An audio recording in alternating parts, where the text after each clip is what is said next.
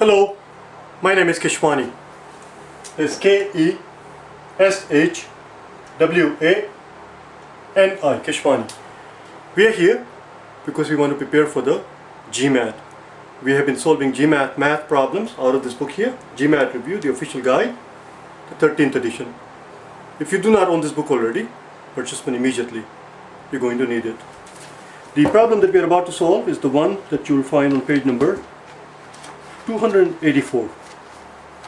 Please turn to page 284, problem number 110, the penultimate problem, the second to the last problem. It says Tom, Jane and Sue each purchased a new house. So Tom, Jane and Sue each purchased a house. We are told that the average price of their houses, the average price of the three houses is $120,000. Question simply is, what is the median price? Let's see what they give us in the first statement. In the first statement they tell us that Tom's house was 110. Let's see what we can do with it. First of all, we know that the average price is 120. That tells us, this tells us that the total amount that was spent on the three houses must have been 120 times 3, or 360,000. Now here they tell us that Tom's house was 110, which implies that Jane's house plus Susan's house must have cost the total amount 360 minus the 110, which is 250. Let's see what we can do with it. Let's see if that in any way helps us to figure out the median. So we know now that Jane and Sue is 250. Well, there are only two possible scenarios. One scenario is that Jane's house costs the same amount of money as Susan's house did. Another possible scenario is that Jane's house, I'm going to make it a little bit higher so I have the room here. Jane's house did not cost the same amount as Susan's house. Let's first look at this scenario here. Jane's house costs same amount of money as Sue's house. Since the total is 250 and both the houses cost the same amount of money, then each must have cost 125. In that case, our median would be, since we are told that Tom's house is 110, Tom will go first, 110, and then 125, and then 125. These are our three houses. As we can see, 125 plus 125 is 250, plus 110 is 360. Here, the median is 125. Let's see what happens here. Another possibility is that Jane's house does not cost the same amount of money as Sue's house did. In which case, there are two scenarios. Either Jane's costs more than Susan's house, or Jane's costs less than Susan's. Simple as that. Simple as that. If Jane's costs more than Susan's did, and since their total is 250, that means that Jane's must have cost more than 125, and Susan must have cost less than 125, because they add up to 250. And if they add up to 250, then if one is more than the other, then one must have cost more than 125, the other one must have cost less than 125. That's the only way they're going to add up to two figures. They cannot both cost less than 125, they cannot both cost more than 125, because if they both cost more than 125, the sum cannot be 250, sum would be something more than 250. Another possibility is that Jane's cost less than that, in which case Jane's cost less than 125 and Susan's cost more than 125. It's as simple as that. Does that tell us the median? In either case, in this case or that case, you will find out that in either case, the median is 125. In either case, the median is 125. Why? Because one is more than 125, the other one is less. For example, it could be like this. This guy is 110. So maybe it is 50 and 110 and 200. It doesn't matter which one is Jane's and which one is Susan's, which one is Jane's or which one is Susan, it doesn't matter. The point here is one is less than the other, in which case the median is 110. Before, the median was 125. The median is changed. We cannot tell what the median is. It depends on the scenario. This does not, in this case,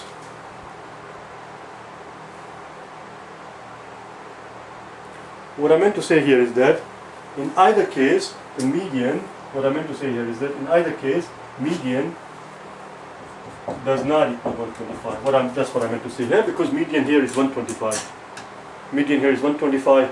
Median here will not be 125 because one is a little bit more than 125, the other one is a little bit less than 125, regardless of how much more and how much less it is.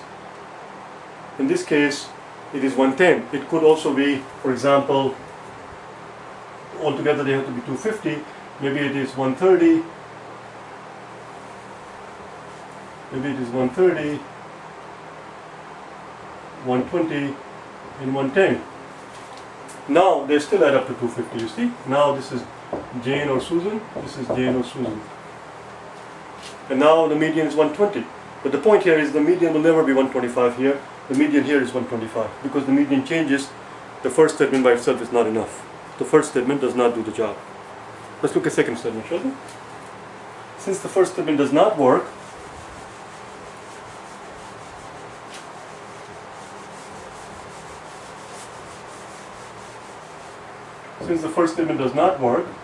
A, D, B, C, E. We know that in that case that the answer cannot be A or D. It would have to be either B, C, or E. Let's look at second statement.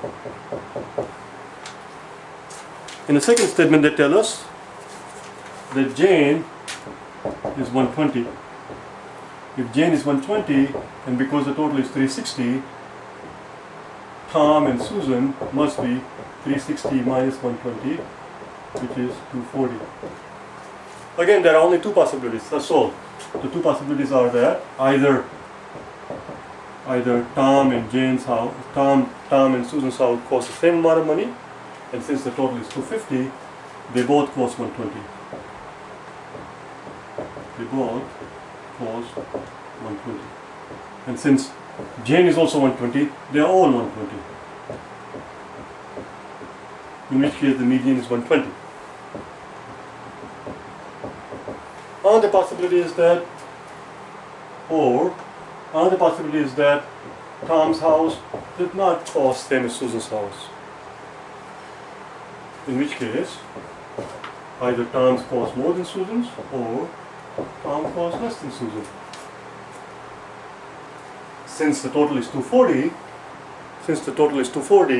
in order for Tom to cost more than Susan, that implies that Tom must have cost more than 120 and Susan must have cost less than 120. That's the only way we're going to get the sum of the two numbers to be 240. They cannot be both less than 120. They cannot be both more than 120. Because if they were both less than 120, the sum would be something less than 240. On the other hand, if they were both more than 120, the sum would have been something more than 240. The sum is 240. That means if one is more than 120, the other one would have to be less than 120. Or Tom is less than 120 and Susan is more than 120. The point here is that we have three numbers here and they are arranged like this. We have three numbers. First one is less than 120, let's put a minus sign on top of it, is something less than 120. And then we have Jane's house, which is 120. And then we have the other guy's house, which is more than 120. It doesn't matter whether this is Tom or Susan. One of them is Tom, the other one is Susan's. But because one is less than 120, the other one is more than 120, therefore the median is $120,000, which is Jane's house. As we can see in both cases, the median is 120. The question was, what's the median? Well, in this scenario, the median is 120. Second statement does the job. The answer is B. Let's do the next one, shall we? Let's do the next problem, the very last one on the page, 111. I'll give you a second here.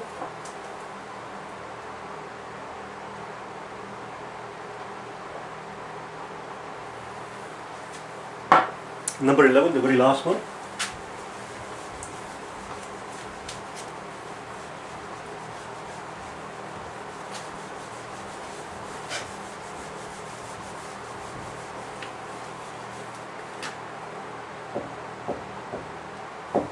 number 111. In number 111 they tell us that we have x and y, they are both integers, we are told. X and y, and we are told they are integers. They are whole numbers, they cannot be fractions. Question is x times y even? A very straightforward question. In the first statement they tell us that x equals y plus 1. Again, there are only two possibilities. There are only two possibilities.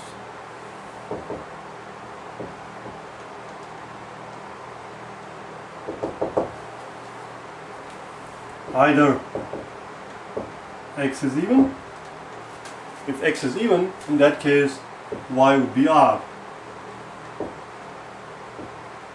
For example, if x is even, if x is 6, y would have to be 5. 5 plus 1 equals 6. So if x is even, y would have to be odd, or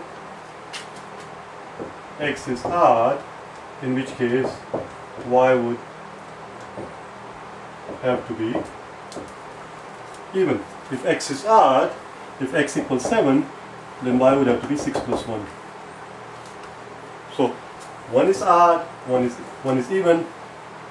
Question is, what is their product? So in both cases, if it's even or odd, even times odd, and here we have odd times even, is the exact same thing. Whether the answer turns out to be yes or a no is not the point. The answer is, point here is, it's the same answer. Odd times even is same as even times odd. So answer to this question is going to be either yes or a no in both cases. In both cases it's going to be either yes, or in both cases it's going to be no. And therefore this statement is enough. But this is so simple, we can actually do it out and figure it out. Even numbers, let's say 2 times 3, 2 times 3 is 6, which is even, so answer is yes. Is x times y even? The answer is yes. The first statement enables us to answer the question. Again, one more time, as I always remind you, whenever the answer turns out to be affirmative, that was not the point. The point here is not that the answer turns out to be yes. The point is, we are able to tell with certainty a yes or a no. Here it turns out to be yes. But we have no emotional attachment to one or the other. So the first statement is enough. Let's look at second statement. A, D, B, C, E. Because the first statement by itself is enough, the answer cannot be B, C, or E. It will have to be either A or a D. If it turns out the second statement by itself is also enough, the answer will be D.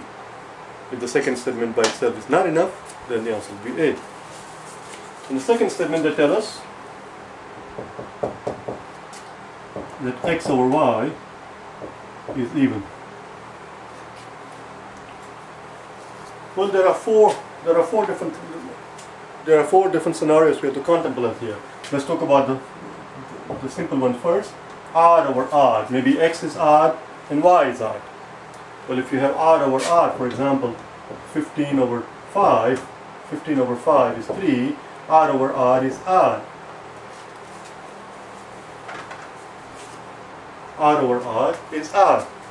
We are told that x divided by y is even. Because it's even, this one does not apply. Another possibility is that one is odd, the other one is even. For example, 7 divided by 2 is 3.5, which is not even an integer. Forget about the fact that it has to be even. This is not even an integer, so that does not apply. So only two scenarios we have to look at. The two scenarios that we need to contemplate are either they are both even, or we have situations where top is even, the bottom is odd.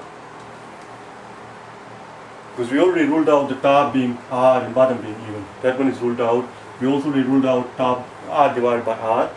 Since odd divided by odd is ruled out and odd divided by even is ruled out, we only have to look at even divided by even or even divided by odd. Let's find out. For example, 8 divided by 4 is 2, which is even. That works, which is what we are told, that when you divide them, we get even number. So that's why it works. Here we are told that even number divided by an odd number, which is also even. which is exactly what we're told. That's why these two scenarios work. So there are only two possibilities. Either they are both even, or x is even and y is odd. If they are both even, then x times y would be even times even, which is even. Or x divided by y, if x is even and y is odd, we have 2 times 3, which is 6. An even number times an odd number is always an even number. So it doesn't matter whether we have this scenario, whether they are both even or whether x is even and y is odd. In both cases, their product is even. In both cases, their product is even. Therefore, we are able to tell with certainty, is the product of x and y even? The answer is yes. Yes. Therefore, second statement by itself also does the job. Since the second statement by itself is also enough, the answer is D.